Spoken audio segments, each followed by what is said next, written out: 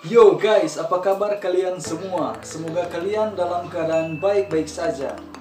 Jadi ini adalah video dari kelompok 3 yang beranggotakan 5 orang, yaitu saya sendiri, Rivaldo Runtuene, dan juga ada Almonso Modaso, dan juga ada Rosa Elita Simarmata, dan juga ada Febrianti Sapa, dan yang terakhir ada Rusniati Windy. Nah, dan kelompok 3 ini juga dimentori oleh Kak Stinky Regen Mangare. Nah, tapi sebelum itu, ini adalah tugas mata kuliah manajemen operasional yang diberikan oleh dosen pengajar kami, Dr. Magdalena Wulur SENM. Nah, sebelum masuk pada penjelasannya, ada baiknya teman-teman dapat mendukung channel ini dengan cara menekan tombol like, comment, and subscribe. Oke, lanjut ke pembahasannya. Standar Operational Producer atau SOP adalah proses terdokumentasi yang dimiliki perusahaan untuk memastikan bahwa layanan dan produk disampaikan secara konsisten setiap waktu. SOP juga sering digunakan untuk mendokumentasikan bagaimana tugas harus diselesaikan di organisasi Anda. Nah, dalam penyusunan SOP juga harus memenuhi prinsip-prinsip. Antara lain, prinsip yang pertama adalah konsisten. Nah, jadi dalam menjalankan SOP itu harus dilakukan dengan cara konsisten dari waktu ke waktu oleh siapapun dan dalam keadaan apapun. Oke, yang kedua adalah komitmen. Nah, jadi dalam menjalankan SOP itu harus dilakukan dengan cara komitmen penuh dari setiap jajaran dalam suatu organisasi, baik itu dari level terendah sampai yang tertinggi. Oke, yang ketiga adalah perbaikan berkelanjutan. Nah, jadi dalam menjalankan SOP itu harus terbuka terhadap penyempurnaan untuk memperoleh suatu prosedur yang benar-benar efektif dan juga efisien. Nah, yang keempat adalah mengikat. Nah, jadi SOP harus mengikat pelaksana dalam menjalankan tugasnya sesuai dengan standar prosedur yang telah ditetapkan. Nah, yang kelima adalah terdokumentasi. Nah, jadi setiap SOP yang dijalankan itu harus terdokumentasikan dengan baik sehingga bisa menjadi bahan referensi bagi mereka yang memerlukannya. Ada beberapa standar operasi yang harus dipatuhi oleh sebuah perusahaan seperti restoran. Yuk, mari kita bahas satu persatu. Yang pertama ada greeting the guest. Nah, ketika pelanggan memasuki restoran, harus disambut dengan ramah oleh hostess restoran agar dapat memberikan kesan dan dapat mempermudah pelanggan dalam melakukan pemesanan. Yang kedua ada sitting the guest, artinya setelah tamu memasuki restoran, maka tamu diantar ke meja yang telah dipesan. Yang ketiga ada pushing a shoulder, yaitu sajikan air putih sebagai pembuka sebelum pelanggan memakan hidangan utama. Yang keempat ada presenting the menu or taking order. Nah, dalam hal ini pramusaji akan memberikan daftar menu dari sisi kiri tamu sambil memberikan penjelasan kepada tamu saat kesulitan dalam memilih menu. Yang kelima ada adjustment, yang artinya pramusaji melakukan clear up atau mengganti peralatan makanan yang disesuaikan dengan menu yang dipesan tamu.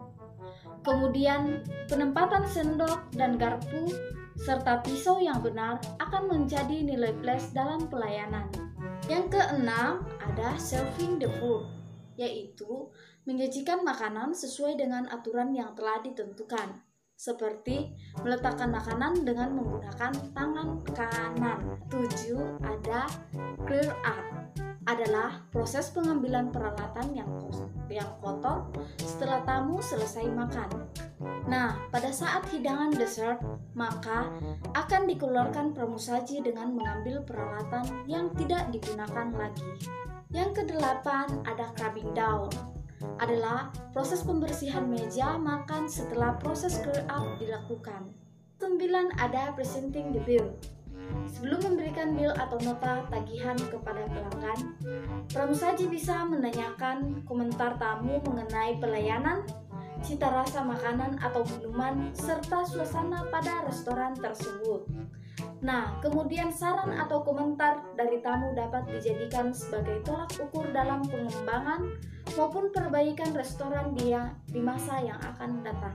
Ke-10, ucapan terima kasih. Nah, setelah tamu selesai berkunjung, jangan lupa untuk ucapkan terima kasih dan ucapkan salam perpisahan seperti selamat malam, dan jangan lupa untuk datang kembali ke restoran kami. Nah, itu dia 10 SOP dalam sebuah restoran. Oke, bagaimana teman-teman? Udah paham belum tentang SOP dalam restoran? Semoga kalian cepat paham dan lebih mengerti lagi.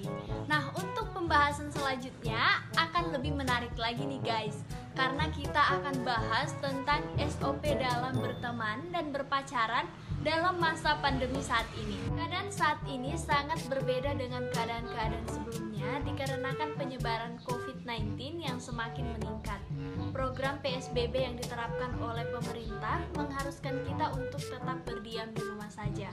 Hal ini tentunya sangat mempengaruhi kegiatan dan kehidupan kita sehari-hari, termasuk dalam hal berteman dan berpacaran di kalangan anak-anak muda. Yang awalnya ketika ingin bertemu atau nongkrong bersama teman-teman, kita bisa tinggal langsung kontak dan langsung bisa bertemu dalam suatu tempat dan bebas mau duduk berdekatan. Sekarang kita harus jaga jarak dan selalu menggunakan masker kemanapun kita pergi, serta tidak boleh bersentuhan satu dengan yang lain. Nah, untuk yang berpacaran, yang awalnya ketika bertemu bisa pegangan tangan, sekarang tidak boleh pegangan tangan, dan ketika kemana-mana harus wajib menggunakan masker dan wajib mematuhi protokol kesehatan.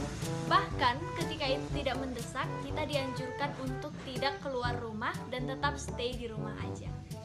So, berikut ini kami akan menampilkan video singkat dan video menarik tentang gaya berteman dan berpacaran anak muda di masa pandemi saat ini. Check it out!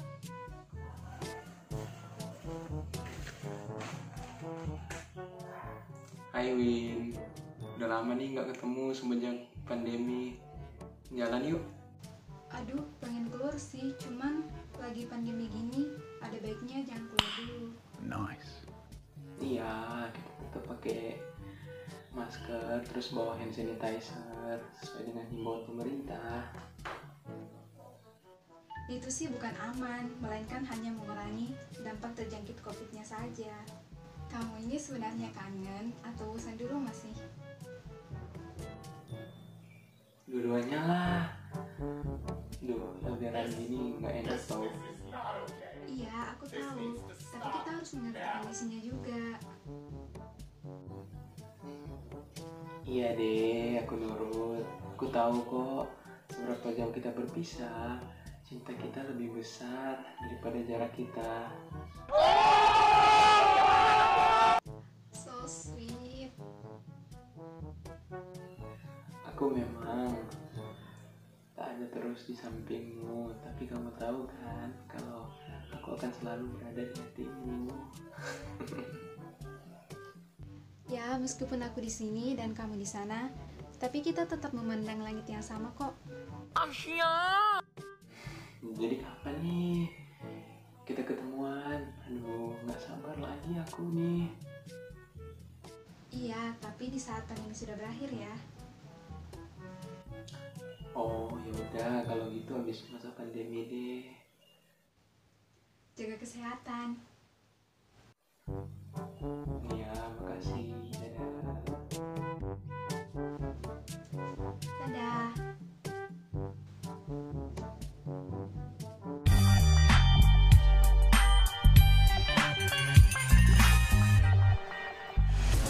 Oke, sekian video yang dapat kami buat. Semoga video ini bisa menjadi bahan edukasi bagi teman-teman. Semoga dengan video ini bisa membuat teman-teman makin mengerti apa itu standar operasional prosedur. Nah, itu saja dari kami.